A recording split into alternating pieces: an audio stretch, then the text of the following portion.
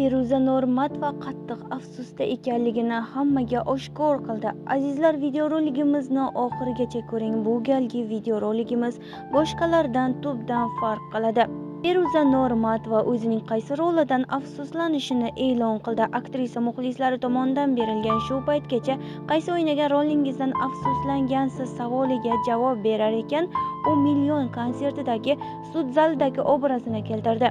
Feruza Normatova shu paytgacha o'ynagan rollaridan eng kam yoqqani aynan Milliondagi sud zalidagi roli ekanini ochiq aytdi.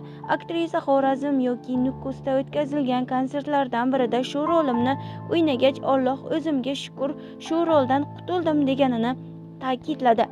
Feruza Normatova bu rolining unga umuman yoqmagani, lekin u o'zi uchun foydali tajriba bo'lganini ham ta'kidladi, deyiladi xabarda. Biz bilan qoling va kanalimizni kuzatib boring.